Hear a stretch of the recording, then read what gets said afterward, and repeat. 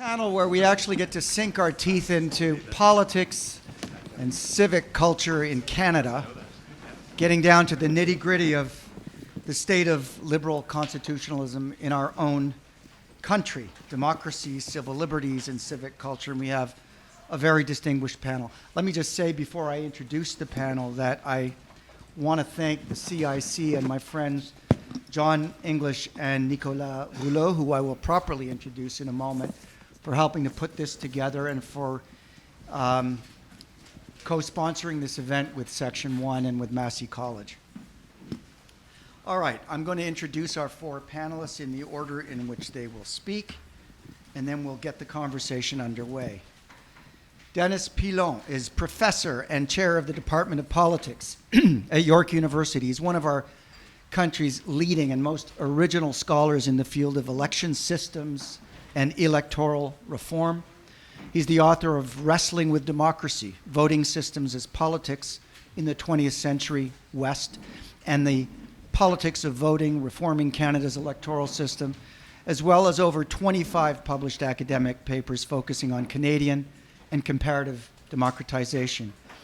I commend to you his 2017 article in Studies in Political Economy called The Contested Origins of Canadian Democracy, in which, at least as I read it, he debunks the notion that Canada was democratic at the time of its founding, and that the mistaking of struggles over property rights and the mistaking of struggles for property rights for democratic rights. And the provocative title of his remarks today is The State of Actually Existing Democracy in Canada. So you can guess where that might go. John English is many things: scholar, teacher, professor, politician. He's a distinguished university professor emeritus at the University of Waterloo and a senior fellow at Massey College. He was the founding director of the Bill Graham Center for Contemporary International History, executive director of the Center for International Governance Innovation, director of the Center on Foreign Policy and Federalism at the University of Waterloo. He served as a member of Parliament. He's written biographies of 3 Canadian prime ministers, including, if I can put a plug in, one of the finest political biographies written by anyone about anyone in Canada, his 2-volume biography of Pierre Trudeau. Although many people think his Pearson biography was actually better, but I beg to differ. But they're considered classics in the genre. Today, John is, and John, of course, is also co-chair of the Canadian International Council, and he's going to share reflections on the decline of political parties at the constituency level. Noah Mendelsohn Aviv, a brilliant civil rights lawyer and all-around amazing human being, has been advocating for rights, justice, freedom, and democracy for over 25 years.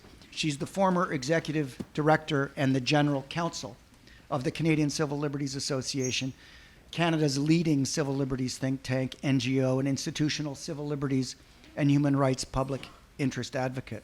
Her policy and advocacy work includes submissions to legislators, public bodies, stewarding litigation before the Supreme Court of Canada, and engaging the public through the media, teaching, and writing. In her time at the helm of the CCLA, she spearheaded numerous influential and path-breaking initiatives.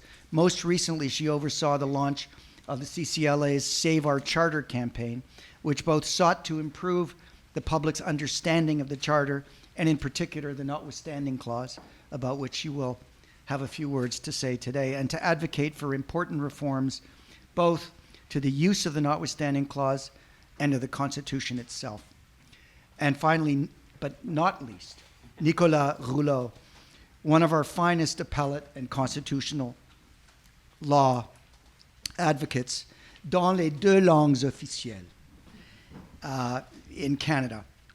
He has argued some of our leading cases on language rights and education law, amongst other things. He's vice chair of the Canadian International Council. Oh, he's co-chair. When did that get up? Congratulations, Nicholas. He is now co-chair of the CIC. It's amazing what being on a panel here can do for your career. Fantastic. And he lived for a few years in India and West Africa. He worked and volunteered on issues of law, democracy, and international development, and he continues to consult internationally on these issues. He's also taught constitutional law, legal philosophy, and political philosophy at law schools in Canada and India, and he has published widely on those issues. And I could go on and on about him. Today he's going to share some reflections on the basic architecture of liberal constitutional democracy. And with that, I invite Dennis to the podium.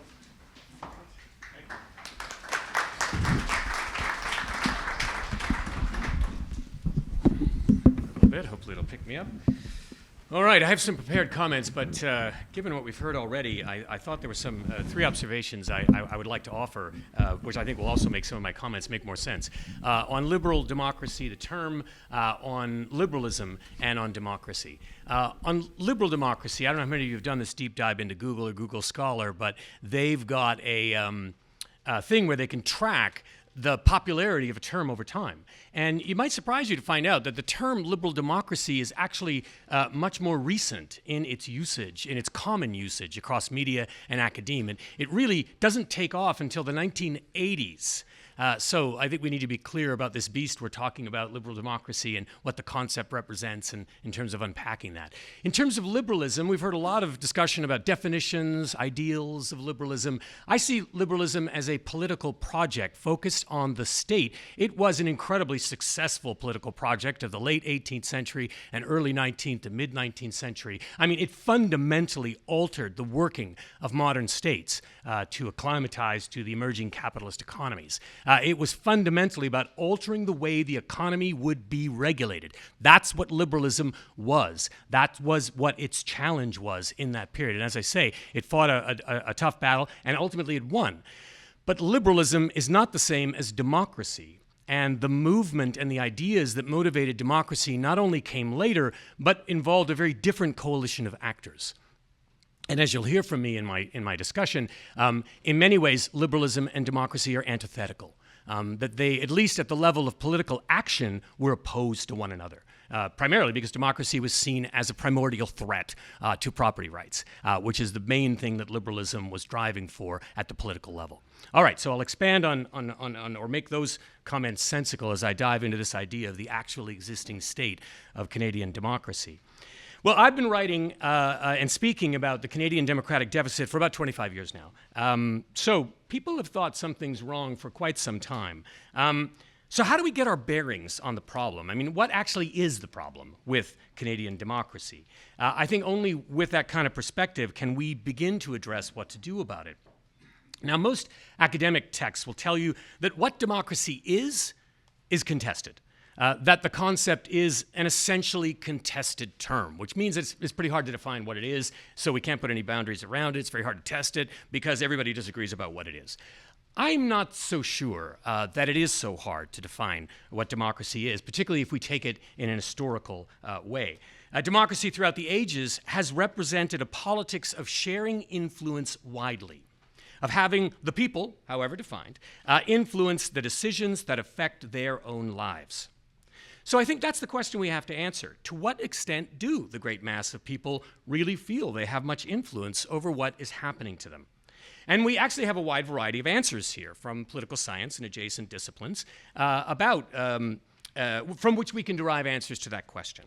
Obviously, we have polling and surveys, and for decades they've told us that there are declining levels of trust amongst the population in politics and politicians. But we can also look at actions. We can look at the fact that there has been a decline in party memberships, a decline in voter turnout, a declining consumption of traditional political information. So these trends suggest that when it comes to conventional electoral spaces, people are essentially voting with their feet. They're abandoning a process that they feel does not really award them realistic influence. And the key insight here is that they're not abandoning their belief and adherence in the value of democracy. I mean, some are. There's always outliers. But for the most part, that's not what's being reported. What's being reported is they just don't believe that what's on offer in Canada is really all that democratic. And frankly, I think they're right. Canada's so-called democracy is not terribly substantial. If we set aside political science models or ideal-type theories of democracy and get down on the ground, how does it look from the point of view of the actors who are involved?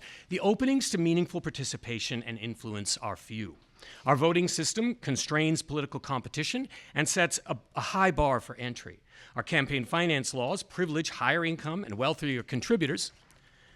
Our communication systems, both the legacy media and these new social media, are mostly corporate-owned and are defined by who can spend money. The costs of being publicly seen and heard are enormous. I'm not talking about your Uncle Frank and his crazy blog. I'm talking about being heard by most people in the polity. That is an incredibly expensive proposition. And our elected representatives dramatically overrepresent the economically privileged, our friend on the panel excluded. My recent research shows that working class representation in the House of Commons has rarely exceeded 4% of the total, and only once ever reached its peak of 6.5%, and that was in 2011, coinciding with a remarkably surprising opposition victory for the New Democratic Party. Sidebar here, representational deficits also tend to translate into policy deficits. You're not at the table, you don't get heard, you don't get stuff. That's the bottom line. Well, it's not. So I guess the question now would be, these aren't really new problems, so why are we having these complaints reach this fever pitch right now? As I say, it's not because the problems are new. It's certainly not that the problems with institutions are new. Many of our institutions go right back to Confederation. And Canada's founders were famously anti-democratic. They sought to design institutions that would restrict public influence and privilege those with money. And in doing so, they were very successful. My own answer is that the answer is inequality, at least in part. Specifically, rising economic inequality is the answer to why Canadians are unhappy with and increasingly abandoning our electoral democracy, though it's not a straight line of causation between those factors and the outcomes. After all, you might also say inequality is not really a new problem in Canada either. And so the other part of my answer, in addition to inequality, is mobilization. Now, a less noticed trend over the last 50 years has been the decreasing political mobilization of those most affected by inequality, the poor and the working classes. Now, this might be surprising because, the working class are routinely blamed for the success of people like Donald Trump and said to be responsible for the rise of this illiberal politics that we're talking about today. But when we look critically at the data on declining voter turnout, the classed nature of the decline is stark. As we have declined from a 75 to 80% voter turnout in the 1950s and 60s to 55 to 65%, more common today, the missing voters are not a representative cross-section of Canadian society. They are primarily working class, a trend that is actually consistent across Western countries. Now, this is partly choice. People don't see themselves in politics. They don't see the benefits from government programs, even if they do exist. And they don't see meaningful choices between the parties and people that appear on the ballot. But it's also partly a result of changing mobilization strategies on the part of political parties. There's less direct voter contact, which we know actually works the best, but it's the most costly. We've seen a shift to more mediated forms of communication, like advertising, which we also know works, but mostly with those who are already primed to buy the product, which is why it doesn't boost voter turnout. So what should we do? Well, paper reforms like fixed election dates and so-called direct membership elections of party leaders have not proven to be that substantive in terms of giving the people power. There are, I think, a variety of significant institutional reforms that could make a big difference. Things like proportional voting, no-brainer. That would allow for a more competitive, responsive party system. Of course, I've written about this extensively. A combination of stringent campaign finance laws with extensive public funding would prevent the wealthy from gaining undue presence and influence in our electoral arena, and support for publicly controlled media that would respond to democratic communication needs rather than advertisers. Just those three areas would advance us considerably, and we have models from around the world that we could look at that are doing a much better job than us. But I think it would be wrong to think of democracy and democratic reform in purely institutional terms. Too often, people reduce democracy to a set of institutions, franchise laws, legislative accountability, responsible government, free and fair elections. I mean, these are all, of course, very important things, but they don't of themselves assure that much substantive democratically is going on. In fact, many 19th century Western states had many of those things. They had responsible government. They had elections. Just very few people could actually participate in them. We need to think of democracy in relational rather than institutional terms. Democracy is like a societal state of being. It speaks to the kind of relationship that should exist amongst people for our collective self-governance. One where all should be able to have some meaningful influence, not necessarily get their way all the time, but be able to feel that they are heard, that they are part of what is going on. I use the term actually existing democracy to speak to the gap between the ideals of substantive democratic participation and influence that I think many people have spoken of today and what we actually get to experience in Western societies. Remember, Canada was not created as a democracy. And if you think about it, it's hard to pinpoint exactly when Canada became a democracy.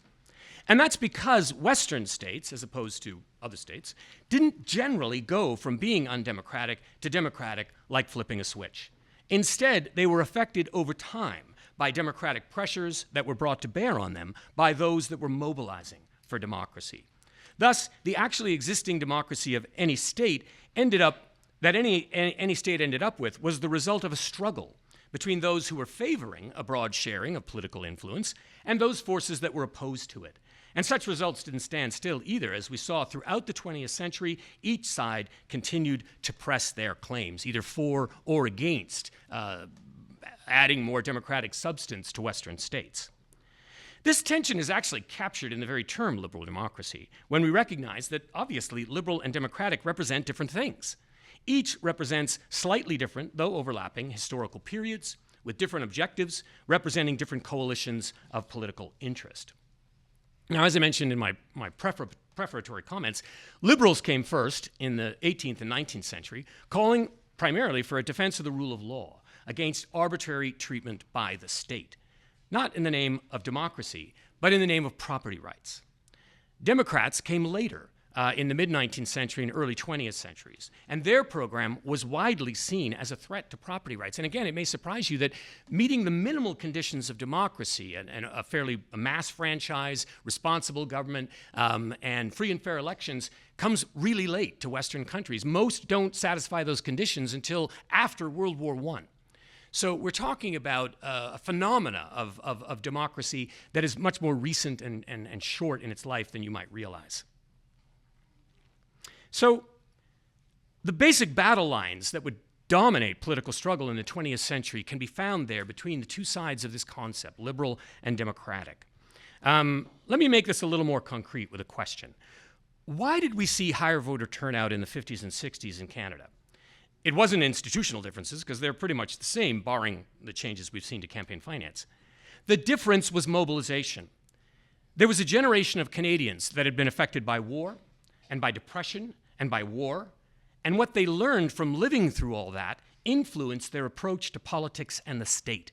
They had seen a state stand idly by and do little during the Great Depression to aid the millions of Canadians who were unemployed. And then they saw that same state launch an economy into positive numbers to fight a war. So the jig was up. They could see that something could be done politically to alter the economic state of things that people were facing. And that was a powerful political lesson. The most affected by war and economic depression were the working class, and their mobilization into electoral politics tipped the scales towards more substantively democratic outcomes, though Canada's actually existing democracy at the time was still pretty limited to a great extent. But I would say that their departure from the electoral stage is a key factor fueling our present democratic melee. Let me sum. Canadian democracy as a practice bears the marks of its seemingly mysterious birth. It exists, but most commentators, and frankly a lot of political scientists, seem unsure about where it came from, who was responsible for it, and what makes it work as it does. When we examine this question historically, the state of actually existing democracy in Canada at any given time appears to be less about institutions and more about mobilization. Thus, if we want to protect and perhaps extend what little democracy we do have in this country, we have to figure out a way to mobilize the great mass of people who are responsible for getting it in the first place and who desperately need it today. Thank you.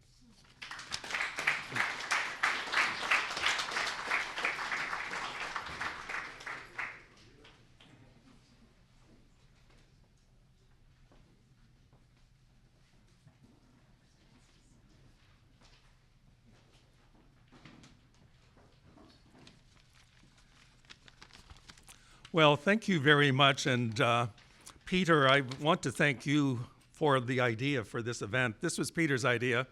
He came to Nicola and to me and to James Orbinski and suggested something on this topic. As we can see with the interest today and the extraordinary session we had and Peter's exceptional presentation to begin the discussion, Peter had a good idea.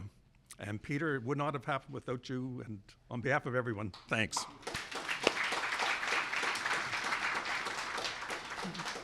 I was supposed to moderate this panel, and Liz Dowdswell was supposed to be me.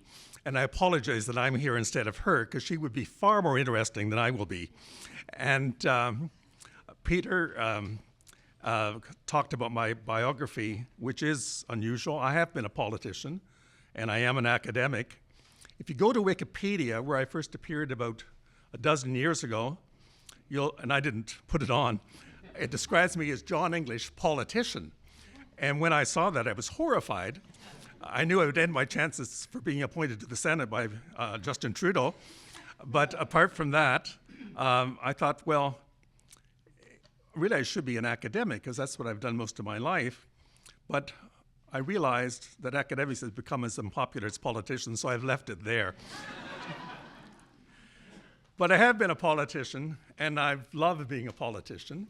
I've enjoyed campaigns. I actually enjoy door-to-door canvassing, and I love the excitement of campaigns. I've had wonderful mentors, and one of them is here today, Dorothy Davey, who is an extraordinary fount of political knowledge, and her own understanding of politics and the changes described a few moments ago by Dennis is exceptional, and you should talk to her about it.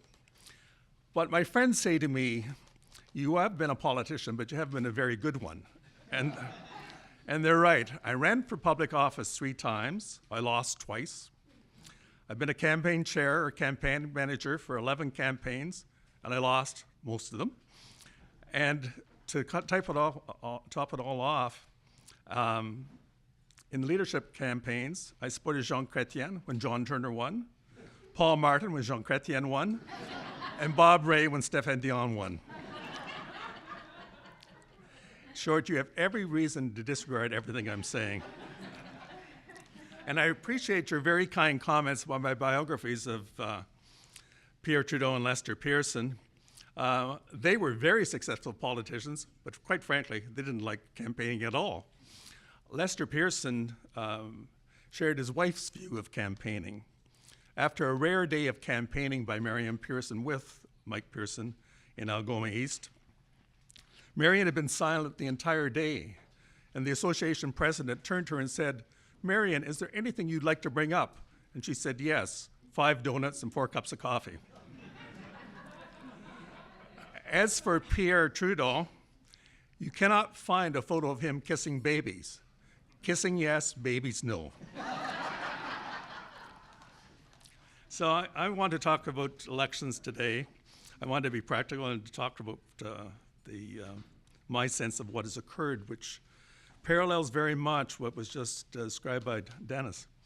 He is absolutely right that John A. Macdonald was not a Democrat, did not believe in democracy, and he wanted a very strong central executive, and he built a political system on an enormous foundation of patronage, corruption, if you like. If you go to the papers of John A. Macdonald, you will find that the majority of them deal with patronage questions. Everything from the postmaster at Punky Doodle's Corners to customs officials throughout Canada. He enjoyed it. Macdonald loved this kind of stuff. But it was a corrupt system.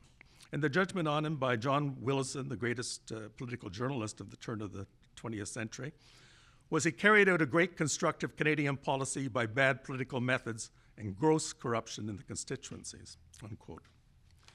Laurier inherited the system and did not change it. There's a recent book by Bill Wazer, which you should read. It's a stunning book called Cheated, how Indigenous peoples were cheated by, at the local level, by a system of patronage with Indian agents. And right at the very top, the Deputy Minister of Indian Affairs was corrupt in the seizure of lands from Indigenous peoples in Saskatchewan and Manitoba. He was found out, he was discovered, there was a report that came out, and he kept his pension. There was no punishment for him in 1915. It's quite a book, and I recommend it. But in Canada, it created a particular system. André Siegfried, the great French sociologist, wrote the most perceptive book I think ever written about Canadian politics by a foreigner, much like Tocqueville in the United States. And he said, the Liberals and Conservatives really don't have many differences. He wrote in 1906, wrote in 1905, published in 1906. And he said, but at the constituency level, it's totally different. There are wars going on. There are bitter battles, real differences. Everyone defines themselves, as Gilbert and Sullivan famously said, as Liberals or Tories. And if you look at the who's who of the time, a book called Canadian Men and Women of the Time by Morgan, you'll see that these people who are at the top of politics declare their politics. They say liberal, Methodist, Roman Catholic, conservative, or whatever. They declare religion and politics, and the two were linked very much in terms of voting behavior. This whole system did not survive the rise of liberalism, and in particular progressivism. Also, the First World War, where the Liberal Party in English Canada largely combined with the Conservative Party to impose conscription. Civil Service Commission was created, and the result was the inside service, the bureaucrats in Ottawa, were largely judged on merit. Mind you, it helped you if you went to Queen's University and had taken exams there. But there was a system that did try to, so they claimed, take politics out of the appointment of bureaucracies at senior level. But the result was a very much admired and internationally recognized nonpartisan public service in Ottawa. But this was not true at the constituency level, where vestiges remained and where parties continued to have a strong base. And now I'll talk about my own involvement in politics. I have not been involved as long as Dorothy, but very close. My first memory was my grandfather, who was a ferocious conservative, telling me one night, why don't you and your friends go out and take down those ugly signs in the neighborhood? And we did. And my ferociously liberal mother grounded me for an entire week. That kept me away from politics for a while, but I became involved, and at the age of 20, I couldn't vote yet, I participated as a driver for the candidate in Kitchener, which is the constituency where I was eventually elected. At the end of the day, there was no, the reforms that came in the 70s, which we'll talk about in a second, were not present, Election Expenses Act and that sort of thing. At the end of the day, this man in a lovely cashmere coat came up to me and handed me an envelope, and I thought, well, this is a nice thank you note. I opened it up, there was a $50 bill in it. I knew I'd made the right choice becoming a Liberal. I stayed away from politics for a while because I went to graduate school in the United States, and again, I picked a loser. I campaigned for Eugene McCarthy in the 1968 campaign and got pneumonia, and he lost, of course, the Democratic nomination. And then I became involved again in the Kitchener constituency, where I returned to teach at the University of Waterloo. I campaigned in 1974, and I was asked to head a certain district of Kitchener. And the fellow who had done that before me, he had lists, and it listed the roughly 1,500 people who lived in this particular ward, and he had political identification for every one of them. Those of you who've worked in campaigns know we have nothing like this today. And he also had stars beside some of them, and these are the ones that would be appointed as deputy returning officers, the ones who made the lists, and the ones who might become poll clerks. Those are paying jobs. And what happened was those people got those jobs, and then they would work in the campaigns, not if they became deputy returning officers, but they would in some way form a basis in the party. The Trudeau government tried to clean up this system. And in 1974, they established members of parliament offices. I had an office, the first ones established in Kitchener in that period, and they revolutionized politics at the local level. The office, which is nonpartisan, became the focus of activity for the MP. When I was a member of parliament, and this was true of nearly everyone in an urban situation, about 80% or 70% of the work was immigration. It explains a lot why various groups become involved in politics. I became involved deeply in these issues. We had the right to call the immigration department. I got to know them well. You couldn't get a person in automatically by any means. That was not given to an MP. But there were some cases where you could say this person's very honorable, blah, blah, blah. And you would do something for a community. And it did serve an integrative function, whatever one thinks of the actions themselves. But the MP offices distracted from the broadening of politics within the community as a whole, I think. In terms of fundraising, in 1973-74, there was a commission appointed by the Trudeau government, and it brought in election expenses. You couldn't hand out $50 to a young kid driving a car. You had to keep track of it. And also it had limits on expenditures, and the state then started to subsidize elections. It was an attempt to get away from the system you described so well, which was earlier. As David Zimmer, who is here, knows very well, when I became active in politics in the area, I was the party president, and I was told by the previous party president, I said, what does the party president do? He said, well, you do the fundraising. So he handed me the list, and it was a list of all the donors to the political party in Kitchener, the Liberal Party in Kitchener, for the previous 30 years. And I discovered the fellow in the lovely cashmere coat paid for half the campaign in 1965.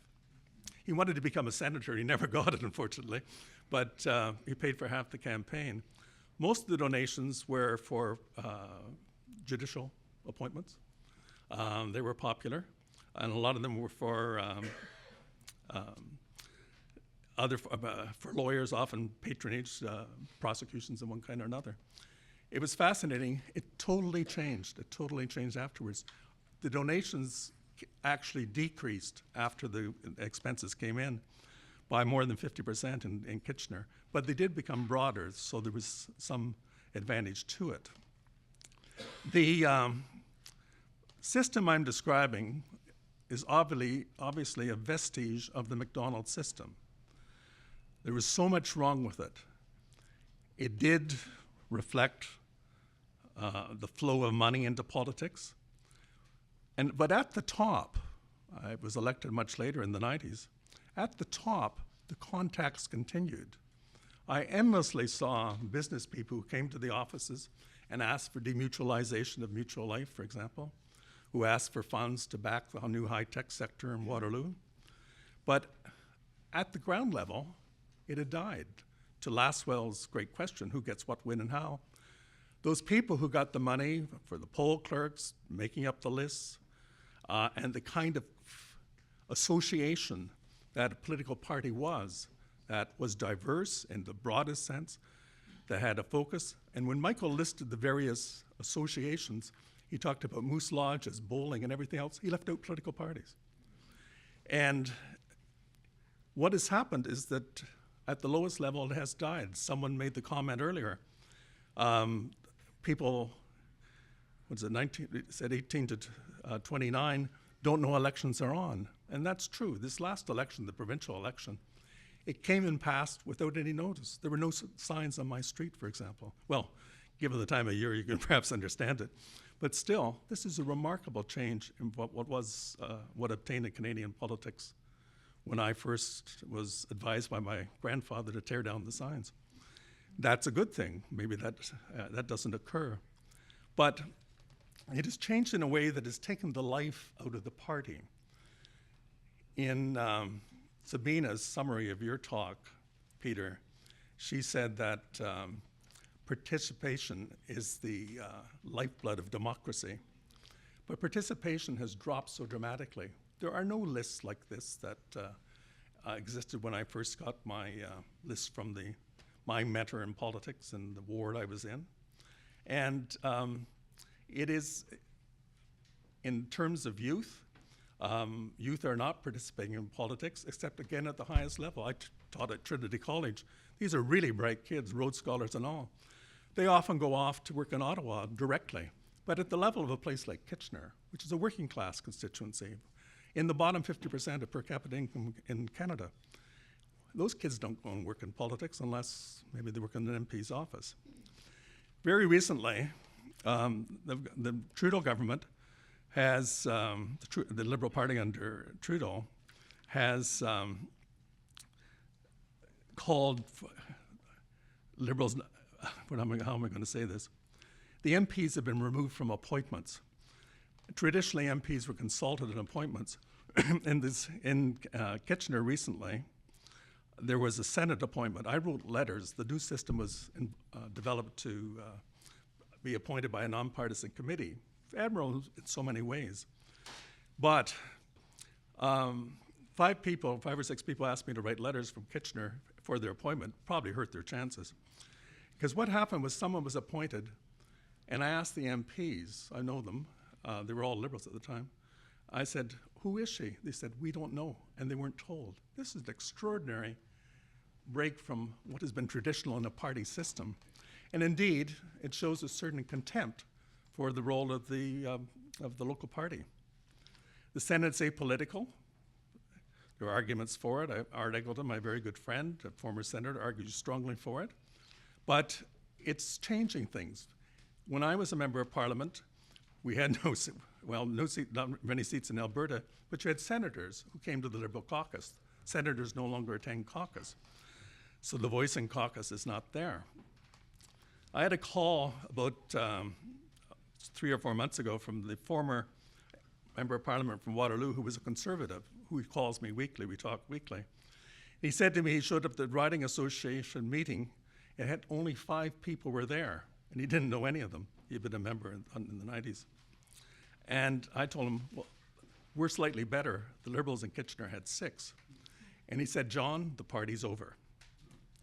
What has happened is that the roots, they have decayed. The political party is not a place where there is a community where you get to know people. In the city of Kitchener, I got to know so many people from my political participation in the 70s and 80s, and I ran for a nomination in 1988 and sold 2,000 memberships. These were the people that I had met through this contact. I'm an academic. I taught at University of Waterloo. I grew up in Kitchener, but it came mainly knowing these people from the fact that I had knocked on doors, I had campaigned with them, I had canvassed with them, we had had parties with them, but now that sort of stuff has died away. And so the result is that we're in a very different world. We've been talking a lot about the United States. Dwight Eisenhower said, politics ought to be a part-time position of every citizen who protect the rights and privileges of free men and women. And Tip O'Neill famously said, all politics is local. Well, it's not in Canada anymore, and I think we all pay the price. Thank you very much.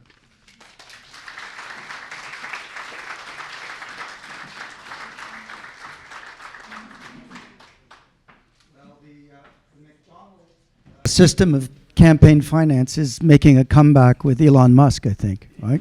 Yeah. Noah.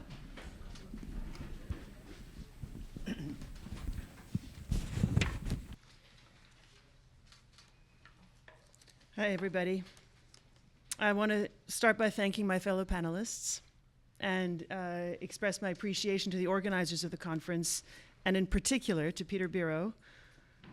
Aside from the brilliant discussion or session that we got to hear this morning, and so beautifully said, Peter also had the foresight to start planning this conference many months ago, just as he had the vision to pull together the seminal book on the notwithstanding clause several years ago that we are all relying on and reading, and really appreciate what you're doing. So watching events unfurl in the United States up close and personal, and for people who are also watching democracy come apart in other parts of the world, the question you might be asking yourselves is, could Canada fall prey to the same dangers? Could we too be vulnerable to what scholars, including some that we heard from today, are calling competitive authoritarianism and de-democratization? I hate to bring down the optimism, but the chilling answer is this process has already begun in Canada. Real laws have been passed or are being threatened to be passed, harming real people and creating real changes to the very structures and institutions designed to protect our constitutional democracy. And I use the term constitutional democracy rather than liberal democracy because we're talking about the rights of the majority and of minorities. The changes that have been brought about correspond directly to the authoritarian playbook, which you heard referenced earlier and which I'll speak about in a moment. And the way these laws are being passed is through Section 33 of the Canadian Charter of Rights and Freedoms, also known as the Notwithstanding Clause. It has been used to undermine the judiciary, the courts. Laws invoking the Notwithstanding Clause have been passed to change elections, to quash dissent, to suppress expression, to scapegoat vulnerable communities, all of which are part of the authoritarian playbook. This has happened. This is part of the landscape that we are in Canada. So what's the authoritarian playbook? I won't go into it in detail because I want to tell you about the cases very, very quickly. Competitive authoritarians around the world, in Hungary, in Poland, in Brazil, India, Israel, the United States, are using the same tricks and tools to consolidate their power and, as historian Ruth Ben-Guyot puts it, exit democracy by undermining democratic principles, structures, and institutions. And it's these tricks and tools that are known as the authoritarian playbook. They include a number of things. I'm not going to describe all of them. I'm going to focus on the ones that we have seen in action in Canada. First of all, consolidating, exaggerating, and aggrandizing executive power. By undermining democratic institutions, that's the courts, elections, and so on, which in turn weakens checks and balances on executive power. Secondly, the erosion of truth, attacking the press, suppressing free speech, quashing criticism and dissent, and instead filling that space with misinformation, flooding social media so that messages can be picked up both by paid and voluntary and unknowing propagandists who spread that word and shift public opinion. Violence and fear, but I won't go into that because it's playing a smaller role at the moment. A very important piece of that playbook is the division and conquer, divide and conquer, using hate speech, encouraging violent actors, and widening social rifts through manufactured crises, the creation of moral panics around things that are really not that bad or not at all bad, and all of that around populist and popular values in order to split society, seize more power, and say, I'm coming in as the savior from this terrible crisis. And finally, the targeting, and relatedly, the targeting and marginalization of vulnerable communities by stoking the fires of xenophobia, racism, and so on, demonizing minorities, blaming domestic problems and economic woes on these scapegoats, and then depicting political opponents as sympathetic to these so-called enemies. So if that's the playbook, how is that being used in Canada? And really how, legally, how is it possible that our charter is not protecting us from these moves? The charter requires legislatures. It empowers courts to uphold both majority and minority interests. It provides checks, balances, principles, and mechanisms that sustain our constitutional democracy. Freedom of expression is a right, and it's a tool of democracy. Freedom of the press, same thing. The answer to how they're doing it is through a provision inside the Charter, Section 33, the Notwithstanding Clause, that essentially, but the Supreme Court may say slightly differently, we hope, but essentially has been found to allow any federal or provincial government to implement laws that limit almost every fundamental right and freedom that is in the Charter. That includes, these are the ones that can be limited, the rights to life, liberty, security, privacy, speech, expression, freedom of the press, religion, the right not to be arbitrarily detained or arrested, the right to be presumed innocent, the right to counsel, to a fair trial, to habeas corpus, the right not to be tortured or treated inhumanely, the right to protest, to organize, and the right to equality. And again, every single one of these can be circumvented in whole or in part, depending on your interpretation, but can be circumvented with almost no meaningful restrictions, thanks to the notwithstanding clause. The clause was not used, and most of the framers of the Charter didn't think it would be used, didn't anticipate that it would be used to undermine the very system that it was creating. But in the last 8 years, lawmakers have done things differently, and they've enacted or threatened to enact several harmful laws that are causing huge damage. With each law that gets passed, there's also a ruckus in the media, in the public, and that ruckus helps amplify the destructive social impact of the laws. They help spread the message, create the moral panic, in a sense. So I want to show you what some of these laws are and how they're working. So first we'll start with the play of showing of force, aggrandizing power and exaggerating power. And the invocation of the notwithstanding clause in and of itself is a show of force, even when the law that gets passed is totally ineffective, as was the case with one of the rare and exceptional early uses in Alberta in 1986. They passed a law defining marriage as between one man and one woman. For technical constitutional reasons, the law had no practical legal effect, but it was a deliberate symbolic attack both on queer people, who were a very oppressed minority group at the time that were only just beginning to obtain certain equality rights, and it was a symbolic attack on the highest court in Canada, on the judiciary, that had recently made some decisions recognizing equality rights for queer people and ordering that those rights be present in Alberta as well. Second, changing an election in the middle of an election. And you may remember this story. In 2018, the province of Ontario decided to slash the Toronto City Council from 47 to 25 wards 3 months after the election had been called.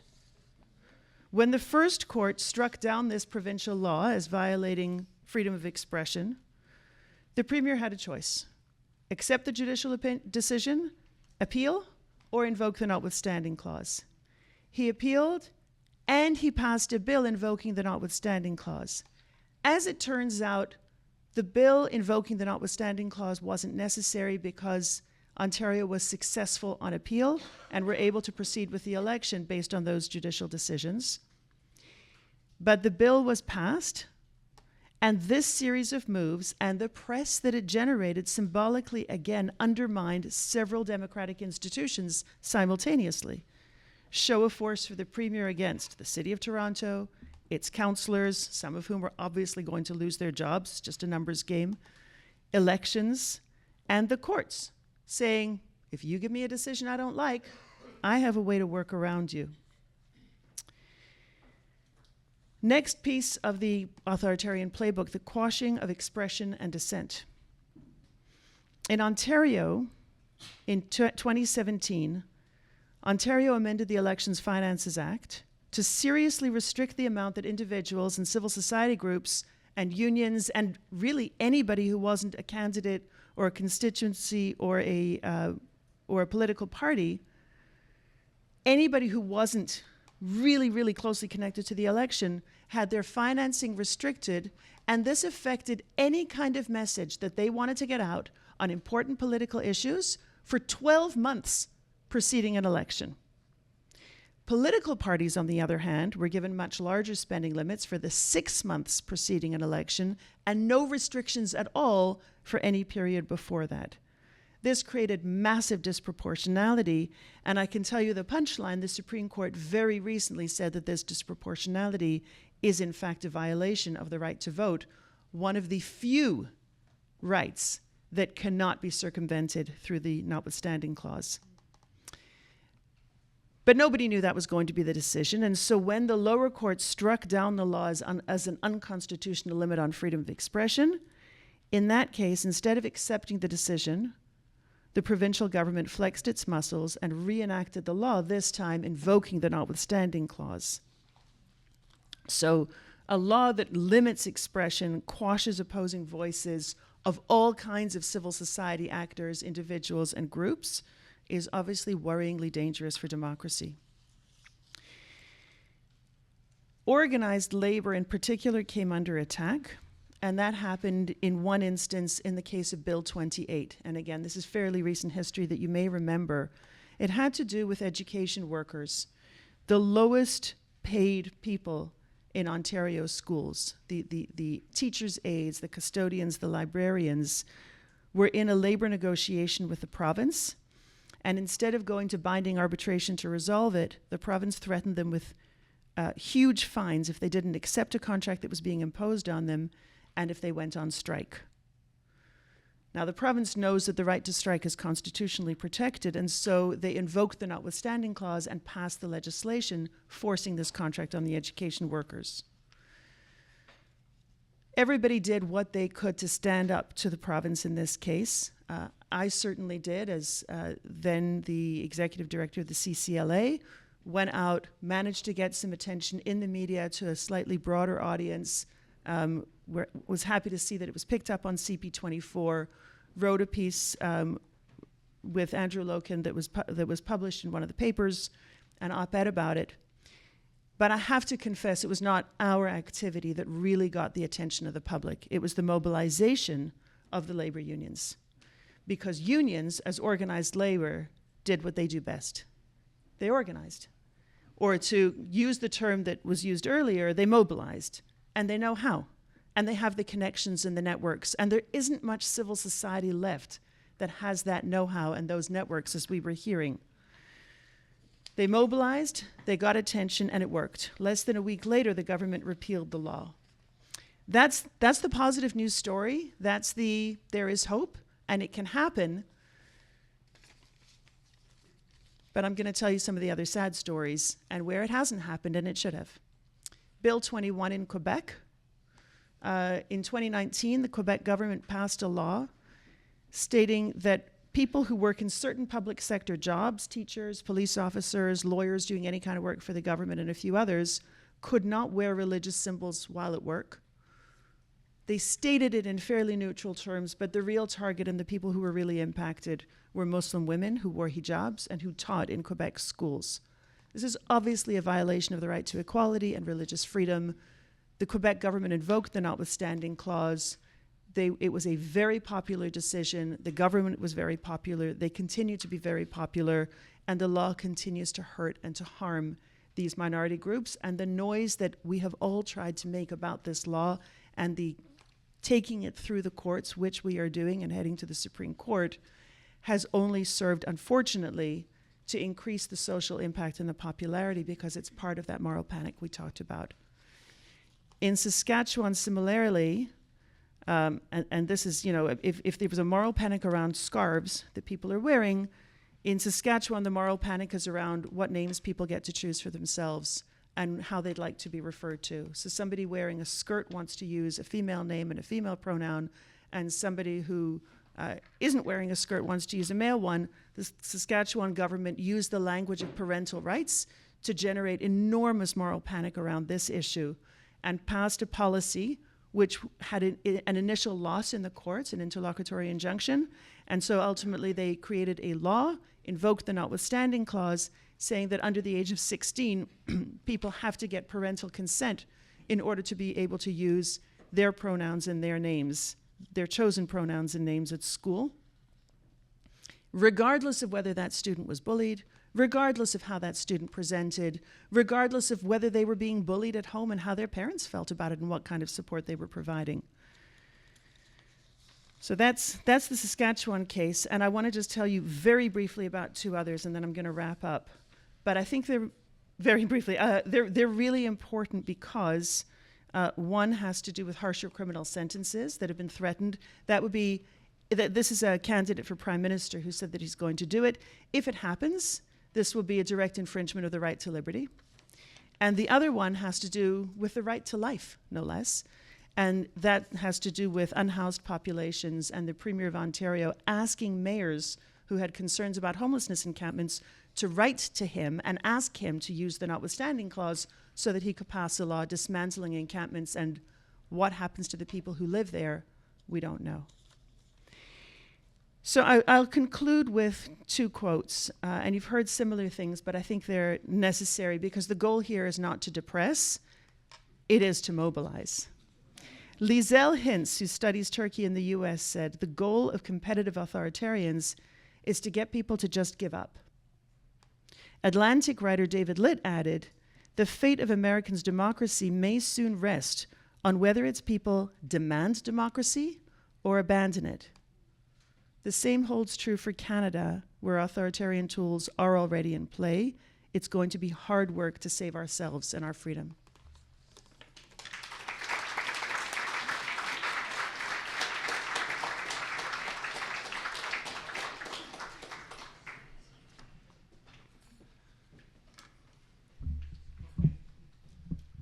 So every once in a while you get a speaker up here who really, really understands you, the audience. And I know what each of you is thinking right now. There's a speaker up there and he's probably going to be somewhat interesting, but lunch. So I'm aware of this. You also have a speaker right now who's thinking, maybe I'll say some interesting things, but lunch. So I'll be suitably brief, and hopefully we could have a few minutes of conversation before we go for lunch as well. So in 2011, when the Arab Spring was going on, Mubarak had just been deposed. There was a very, very interesting broadcast on Egyptian state television. You may wonder why I was watching Egyptian state television, but that could be for another day. There was a congenial host, one of Egypt's prominent journalists, who had a show interviewing a number of actors throughout the world, trying to draw lessons for Egypt on how to rebuild their constitution. What is it that you'd want in a constitution in an ideal world? We're just rebuilding it now. What can we get from, in terms of advice from all these countries across the world that have been successful? And so the panelist, or the interviewee on this one particular episode was now passed away, Ruth Bader Ginsburg, Supreme Court Justice. Liberal icon, brilliant woman in her own right, very memeable as well, but really an all-star in terms of constitutional legal thinking. What a good person to have on. And the question that the host asked Ruth Bader Ginsburg was, I think, a very good question. How can we draft a constitution that's going to allow our democracy to last for the next 250 years? You in the US have had a constitution that's lasted you for 250 years. You're still a country, you've still got a democracy. What advice can you give us, Ruth Bader Ginsburg? And by the way, as an aside, you can state the question in terms of 250 years, you can say 150 years, you can say 15 years. The point is, how do you get a constitution to last? And so Ruth Bader Ginsburg gave a very comprehensive answer. She said, the one thing I recall is lots of insights you can get perhaps from the American Constitution, but I would urge you, go far beyond the American Constitution. In the last 250 years, there have been many evolutions in terms of constitutional law thinking. And you can look to the Indian Constitution, you can look to the Canadian Constitution, you can look to the South African Constitution. And her point was, don't focus so much on the American Constitution, which makes the procedural system work well and the electoral system work well, but it's deficient in terms of the substantive rights that we give to our citizens. And look at these other constitutions, because what you really want in the modern world is a constitution that builds out these substantive rights, because that's how you're going to last for 250 years. So as a constitutional lawyer who works on issues of substantive rights, I work on language rights, I work on equality rights, I work on rights of disadvantaged individuals, like all that kind of stuff. I thought, this is great. She's really building up what I do and making it very prominent. But then again, I also thought she was completely wrong. I thought that's completely the wrong approach to what made the US work for 250 years. It wasn't the substantive rights that were granted in the Constitution. Sure, those are important, and there's an evolution of them over time. But what I thought is that it's the boring procedural part of the US Constitution and the willingness of the public to accept that procedure as governing how elections work and how power is transferred over a period of 10, 15, 20, 100, 250 years that kept the US going to that point. And so 3 examples of countries, I suppose. In the US, everybody talks about the decline into authoritarianism in 2024, 2025. It's absolutely awful.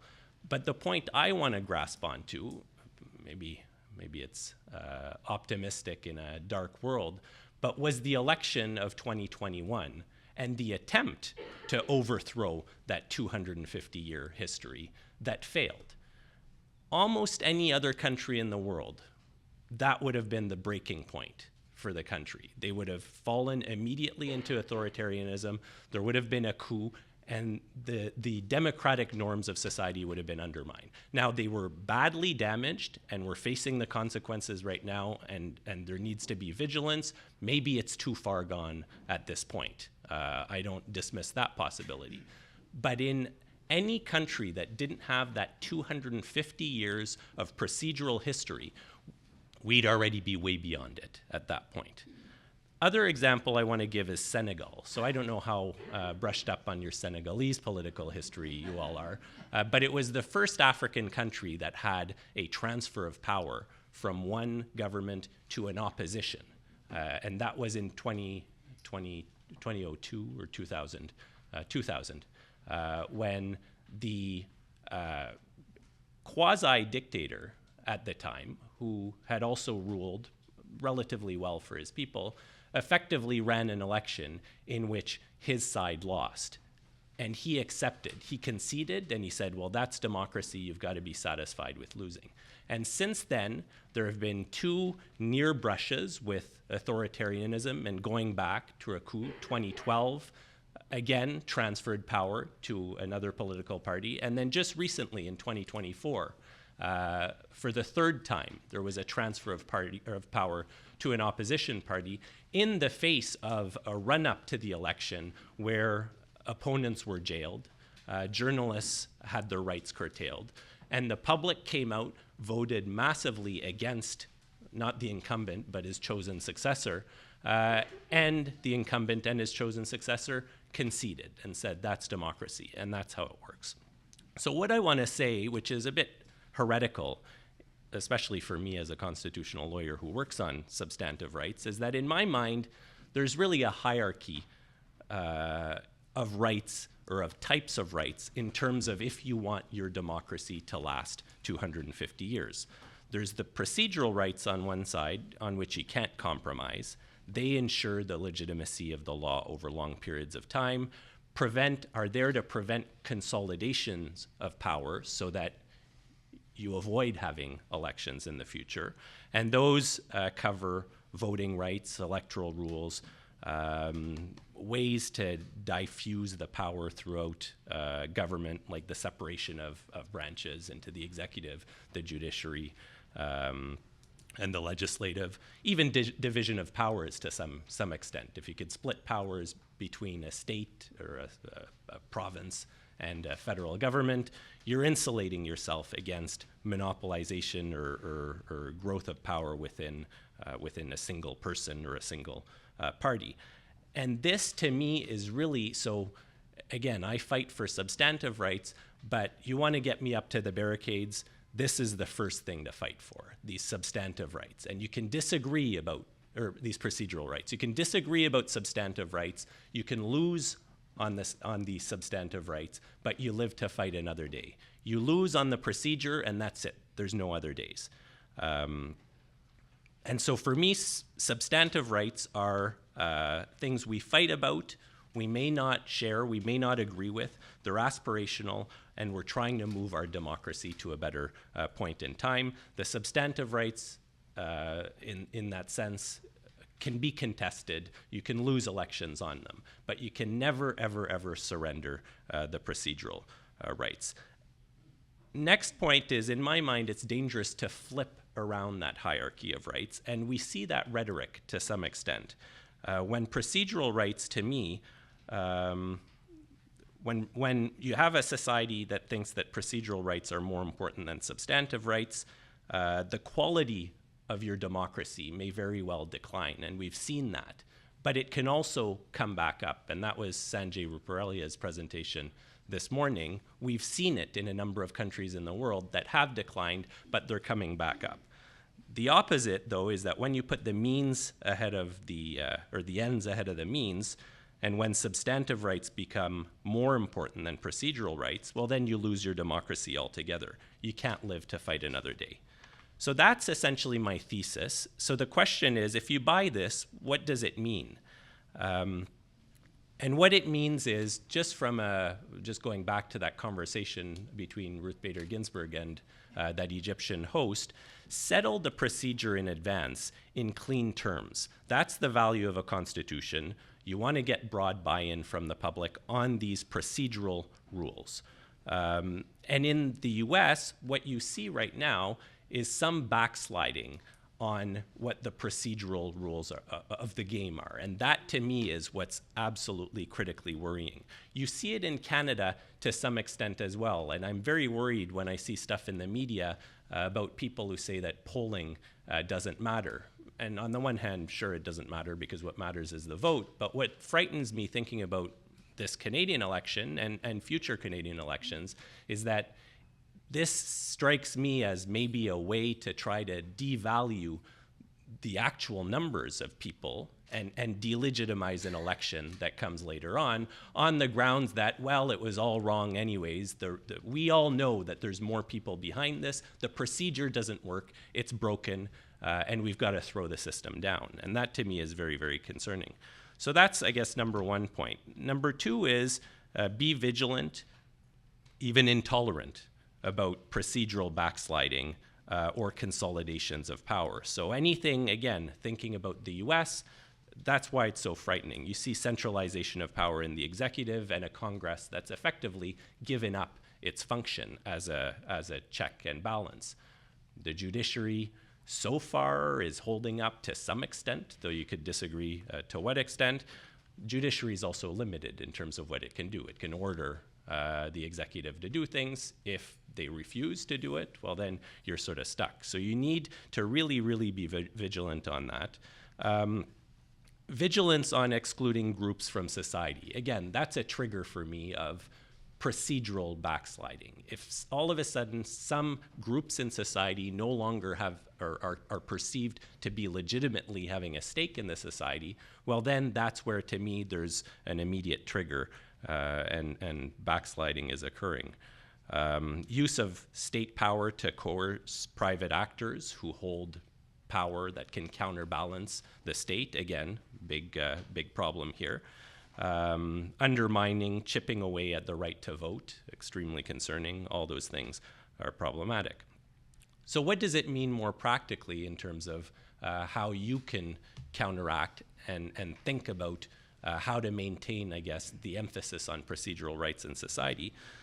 Basically, it boils down to me as the idea of welcoming losing.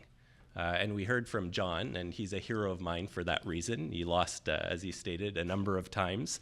And the point is, if you're comfortable with losing on substantive issues, if you can agree that other people may disagree with you, and there may be more of the people who disagree with you than the people who agree with you, that, to me, is the marker of a healthy society, a democracy. It's not majority decides. It's the willingness of the losers to go along with it and state, okay, well, let's rethink our argument, try to cast it differently, think it through differently, and the next election will get them at that point.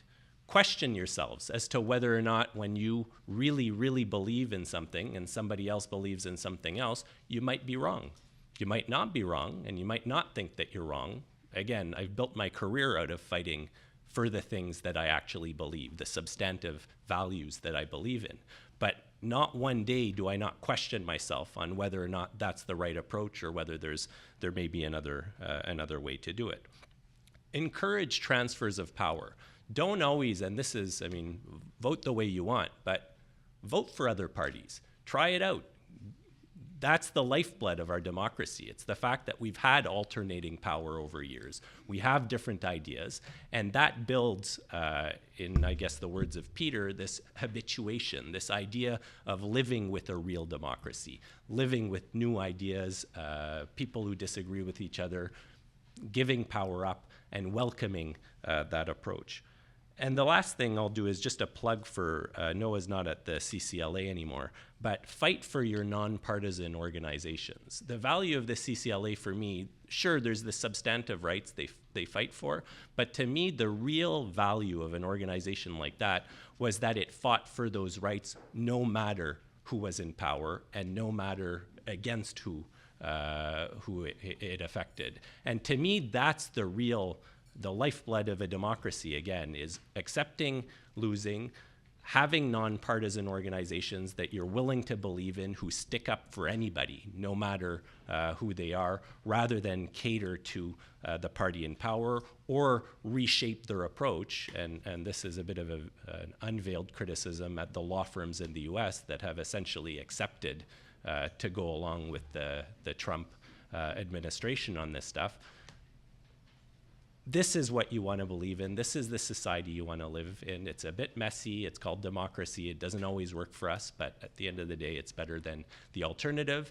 And if you drop the focus on procedure and accept backsliding on that procedure because your substantive interests are better served in the future, well, it's not going to matter at the end because nobody's substantive interests are going to be served.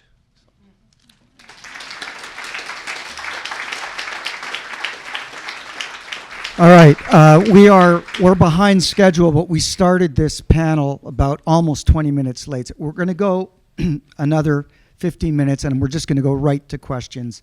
So apologies if your tummies are rumbling, but I know you want to get in some questions and some discussion, so I'll forego my questions, and let's just go to audience questions right away. Yes, sir. Thank you. Back to Bill 21 in Quebec. Do the Quebec people have a human right to guard or safeguard or promote their culture? Because in Canada, multiculturalism is an official policy, unlike any other country, I believe. So why is Bill 21 not a just law when it was voted on by the vast majority of the Quebecois?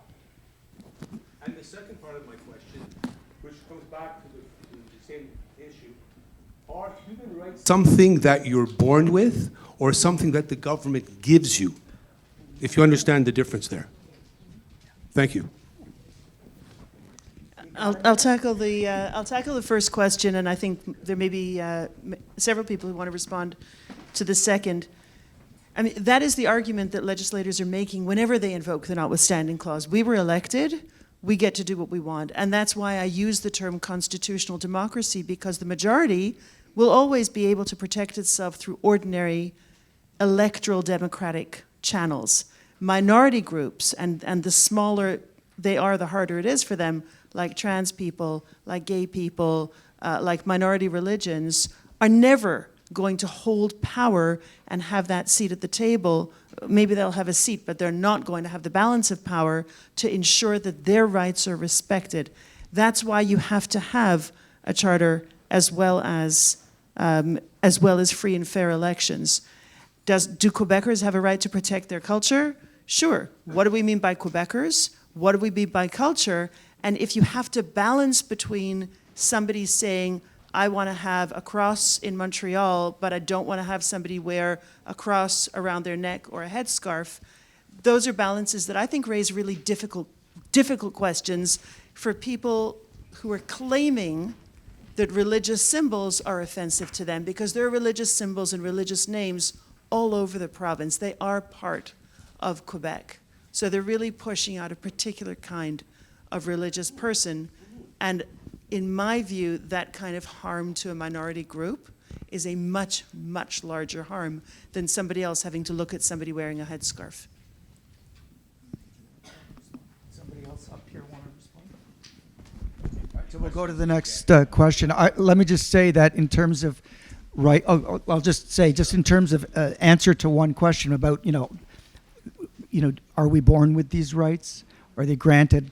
I just point to the text of the Charter and also the American constitutional papers as well. These documents do not grant rights.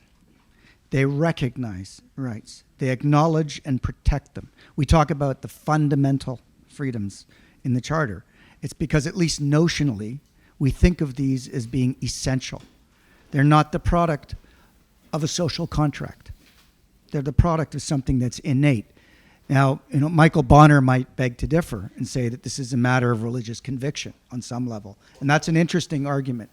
But I'm just saying that in terms of the logic of our constitutional discourse is that it recognizes these rights and protects them. It doesn't grant them. These rights are too important and too fundamental to have been the result of convention or agreement, right? Sorry. I'll just be brief, but it's interesting you ask about Quebec, because as Peter said, I wrote a biography of Pierre Trudeau. And is it on? And what was a shock to me is that he kept everything. So I read through his papers in the 1930s, his academic papers, his speeches, and Pierre Trudeau was not a liberal and he wasn't a Democrat. He was a conservative Roman Catholic thinker, as were most of the young people in Quebec. Yeah, no, well, Jesuit training, but even before that. And he was attracted to the groups in France, particularly, who were anti-democratic and they were profoundly Catholic. He wrote a play in 1938, performed at his school, Rearview, and the play is profoundly anti-Semitic. It talks about a fellow changing his name to a Jewish name so he gets business, and he calls McGill University McKill University. And so that was the context, and it was a society, of course, the women did not vote until 1940, and we can talk about Maurice Duplessis, and it was an outrageous government that denied rights. So we're in the context of today, and it troubles me, Bill 21 on that basis. They escaped that past. Trudeau escaped his past. And here it seems in some ways to be a throwback to what was before. And what was before was in terms of liberalism and democracy and in terms of the success of the society, something that deeply impaired that society. Trudeau said, open up the windows and let the freedom breathe.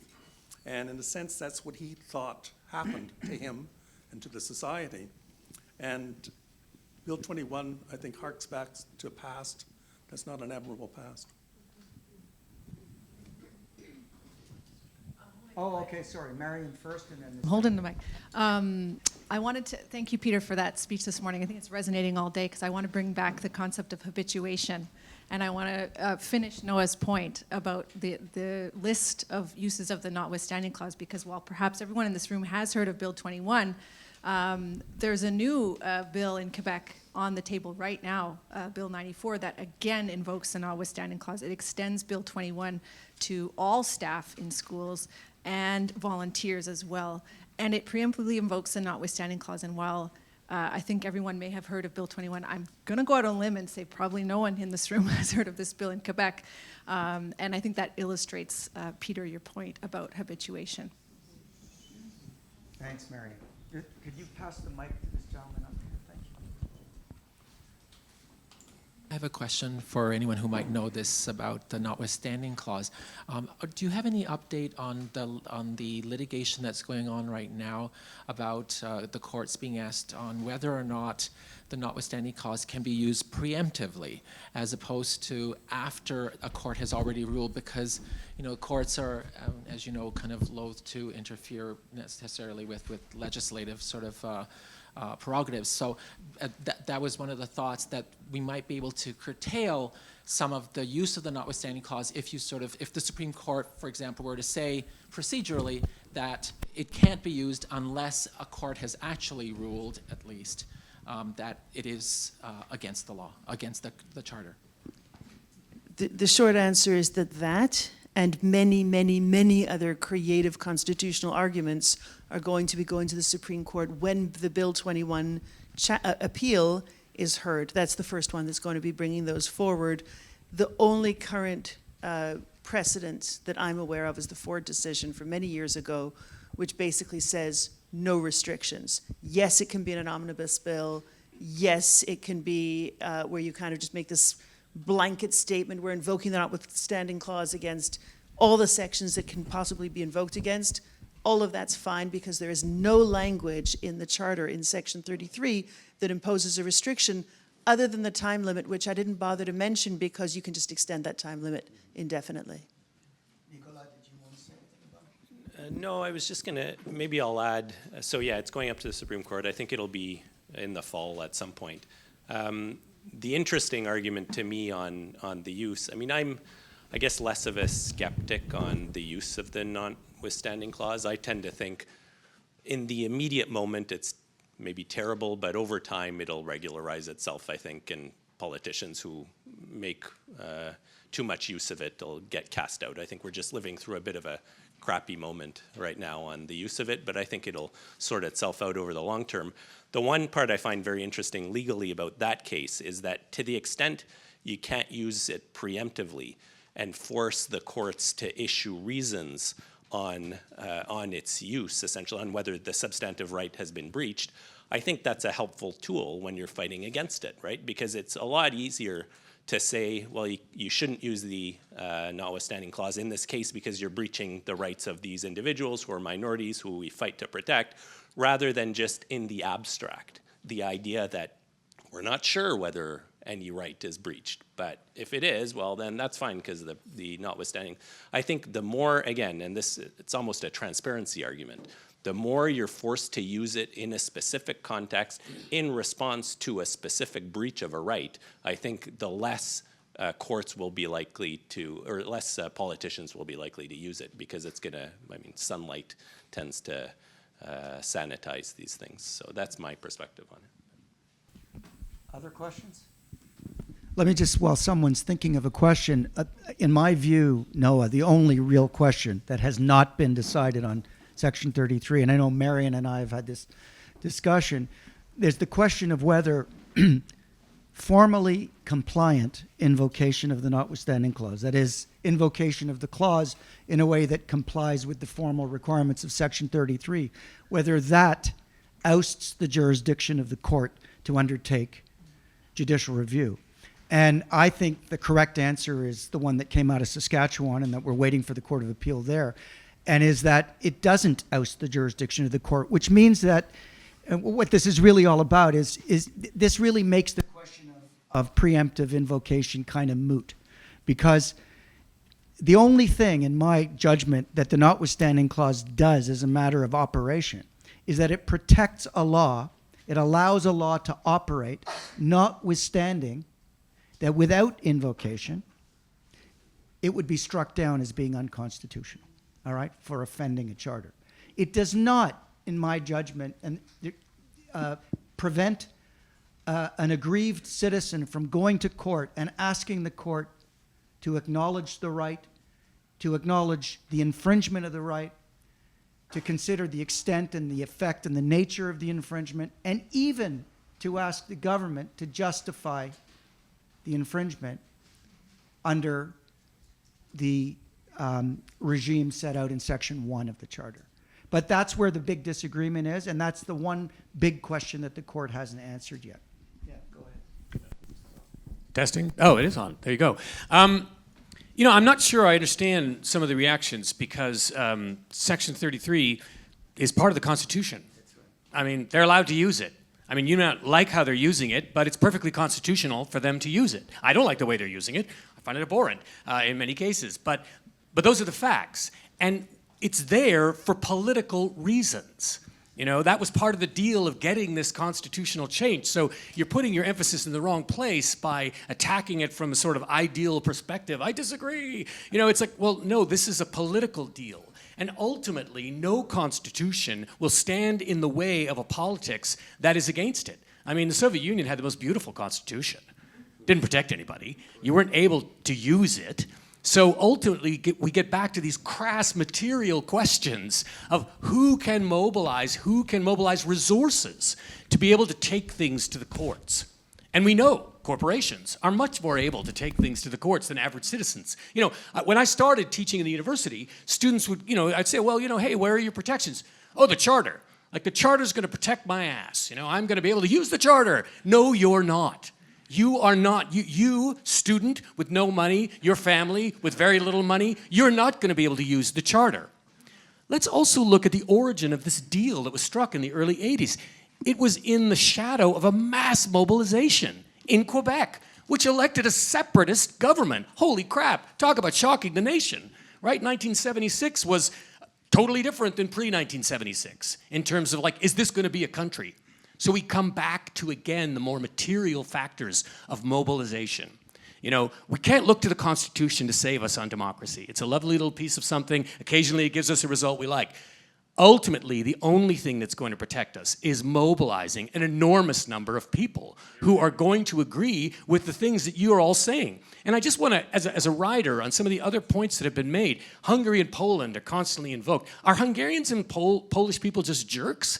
I mean, why are they electing these governments? You're kind of missing part of the story that both of these governments in Hungary and Poland have robust family policies. They are going against the grain of neoliberalism. They are giving money to families in rural areas because they need it, right? Now, back to Canada. And we've got a guy running for prime minister, and oh boy, he sounds like he's also spouting very Hungarian Polish lines. But he's not offering people a respite from the economic impact of neoliberalism. In fact, he's subjecting us to a kind of magical irrealism, where somehow the same tired Tory policies of cutting programs and not taxing the wealthy and abandoning the poor will somehow magically give them homes and lower grocery prices. I mean, that's what the advertising says, but the reality is that the policies are the same old policies. So, I don't know, maybe that's a wrinkle of positiveness, that the ability of our Hungarian, Polish exemplars of this politics are not going to be able to get the job done if they don't actually put some food on the table. Fantastic way to go.